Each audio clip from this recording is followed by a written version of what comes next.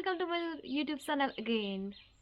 আজিৰ ভিডিঅ'টোত মই আপোনালোকক কোনো ধৰণৰ ব্লগিং নেদেখাওঁ বা কোনো এডভাইজো নিদিওঁ বা কোনো এনেকুৱা ইনফৰ্মেটিভ ভিডিঅ' নিদিওঁ। আজি জাষ্ট এটা আপোনালোকক কাহিনী ক'ম, মানে এটা সাধু ক'ব গৈ আছোঁ। সাধুটোৰ শেষত কেইটামান প্ৰশ্ন থাকিব, গতিকে সাধুটো ভালকৈ শুনিব। সাধুটোৰ বিষয়ে ই নাজানে, মই ইয়াক কৈ আছোঁ আৰু আপোনালোককো কৈ আছোঁ। এতিয়া সাধুটো হৈছে এনেকুৱা: এখন গাঁৱত এঘৰ মানুহৰ ঘৰত 4জন ব্যক্তি আছিল। তাৰে 2জন হৈছে মাক বাপেক আৰু 2জনী ছোৱালী আছিল। আৰু বাপেকৰ বয়স এৰাউণ্ড 55 years হৈছে, মাকৰো তেনেকুৱাই 2-3 বছৰ কমটি হ'ব, আৰু ছোৱালীকেইজনীৰ 25-26 বছৰমান হৈছে। আৰু এতিয়া কি হ'ল, এদিনাখন সেই বাপেকজনে অন্য এখন গাঁৱলৈ গ'ল, এনেই কিবা ফ্ৰেণ্ডৰ ঘৰত গ'ল।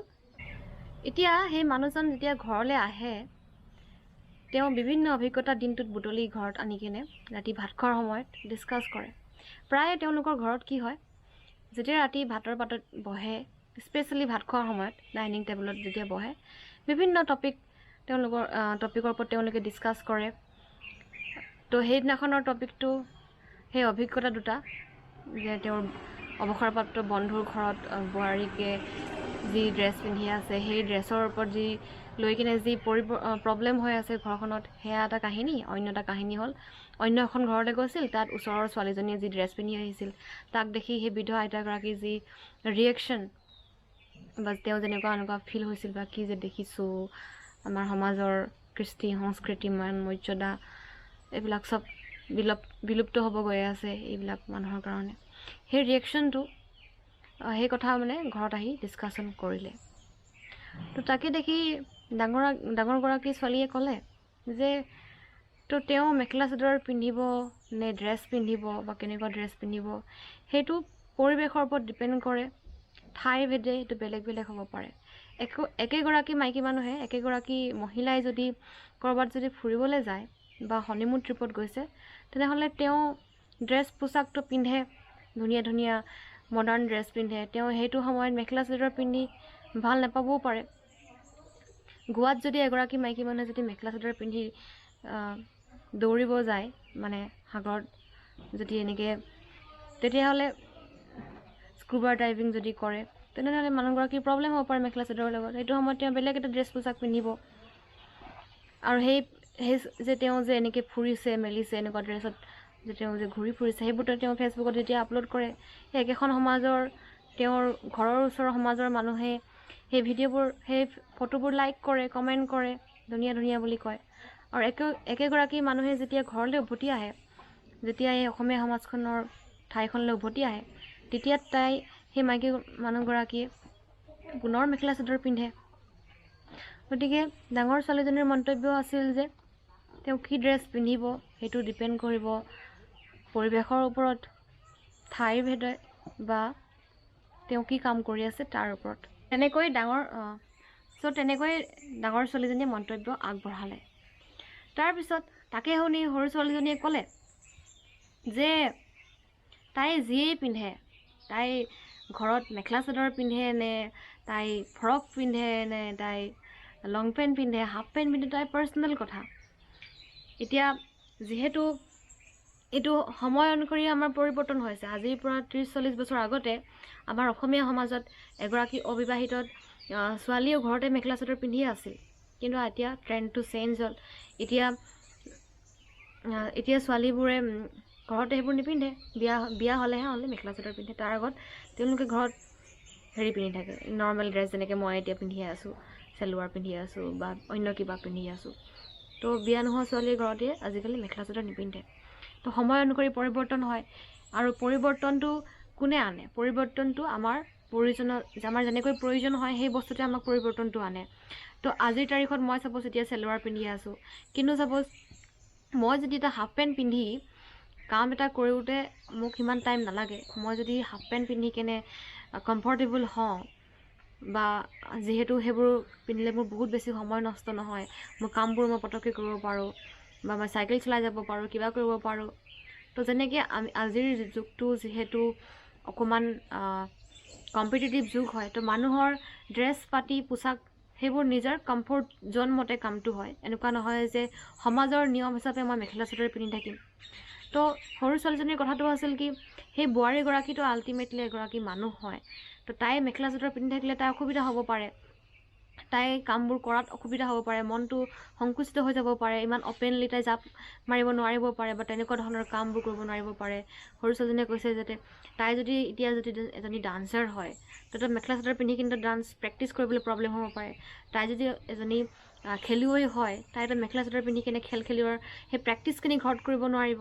তাৰমানে সেই ছোৱালীজনী যেতিয়া বিয়া হৈ আহিব, তেনেহ'লে তাই সেইবোৰ গোটেইবোৰ বন্ধ। তেনেহ'লে তাই সেইবোৰ কাম কৰিবই নোৱাৰিব, জাষ্ট বিকজ সমাজে কি ক'ব বা ঘৰখনৰ মৰ্যাদা হানি হ'ব, তাই সেইবোৰ কথাটো বন্ধ হৈ পৰিব। তো তেনেকৈ ক'লে সৰু ছোৱালীজনীয়ে। তো ড্ৰেছ পাতিবোৰ নিজৰ সুবিধা মতে হ'ব লাগে, নিজৰ প্ৰফেশ্যন অনুসৰি, তেনেকৈ কমফৰ্ট হ'ব পাৰে। যাৰ যেনেকুৱা প্ৰফেশ্যন, যদি মানুহগৰাকী যদি অকল হাউচৱাইফে হয়, তাই যদি তেনেকুৱা খেল ধেমালি বা তেনেকুৱা ডান্স বা এনেকুৱা ধৰণৰ কাম নকৰে, বা তেনেহ'লে তাই মেখেলা চাদৰ পিন্ধি থাকিব পাৰে। এতিয়া আমাৰ সমাজত এনেকুৱা আছে যে যদি কোনোবাই যদি ঘৰত নাইটি যদি পিন্ধি থাকে, চেলোৱাৰ পিন্ধি থাকে, তাতো বহুত মানুহে কুৱেশ্যন কৰে যে কেনেকুৱা, মানে এই মানুহজনী বেছিয়ে ফুটনি বা বহুত উভত ঘূৰে নচা, এনেকুৱা ধৰণৰ মন্তব্যবোৰ দিয়া যায়। তো তাৰপিছত সেই দেউতাকে ক'লে নহয় এইবোৰ হ'বই নালাগে আমাৰ সমাজত, আমি এইবোৰ একচেপ্ট কৰিব নোৱাৰোঁ। আমাৰ সমাজখন, আমি বোৱাৰী মানুহে মেখেলা চাদৰ পিন্ধিব লাগে, পিন্ধিবই লাগিব, এইটোৱে এক কথা, নহ'লে আমাৰ সমাজখন বেয়া হৈ যাব আৰু বহুত ধৰণৰ ক্ৰাইমবিলাকো হয়। তেতিয়া সৰু ছোৱালীজনীয়ে ক'লে যদি ড্ৰেছ পোছাকৰ ওপৰতেই নিৰ্ভৰ কৰি যদি ক্ৰাইম হয়, তেনেহ'লে 5 বছৰীয়া যে শিশু ছোৱালীৰ যে ক্ৰাইম হয়, তেনেহ'লে তাই ড্ৰেছৰ কাৰণেতো ক্ৰাইম হোৱা নাছিল। যিসকল লোকে ক্ৰাইম কৰে বা এনেকুৱা ধৰণৰ অসভ্য আচৰণ কৰে, শাৰীৰিক নিৰ্যাতন বা ৰেপ এনেকুৱা ধৰণৰ কাম কৰে, তেওঁলোক এক অন্য মানসিক জগতত থাকে। তেওঁলোকক ৰেপ কৰিবৰ কাৰণে তেওঁলোক ড্ৰেছ পাতি পিন্ধিছে বুলিয়ে যে ৰেপ কৰিম এনেকুৱা নহয়, তেওঁলোকৰ মানসিকতাই বেলেগ হয়। তাৰপিছত তেনেকৈ সেইদিনাখন তৰ্কাতৰ্কি অকণমান হ'ল বাপেক আৰু জীয়েকৰ মাজত। এতিয়া মাকে শুনি আছে, মাকে এতিয়া কয় কি, মাকে আল্টিমেটলি ক'লে, চা মাজনী, তহঁতি যি ড্ৰেছেই পিন্ধ, যেনেকুৱাই হওক, আল্টিমেটলি তহঁতৰ সন্মান মৰ্যাদা সেইটো অটুট থাকিব লাগিব, সদায় অটুট থাকিব লাগিব। সদায় নিজৰ ব্যক্তিত্বই নিজৰ পোচাক হয়।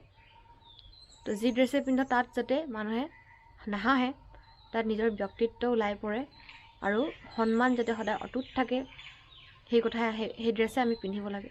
যি ড্ৰেছ পিন্ধিলে আমাৰ কোনো অসুবিধা নহয় বা সমাজেও যাতে আমাক বিশেষকৈ নাচায়, তেনেকুৱা ড্ৰেছে আমি পিন্ধিব লাগে।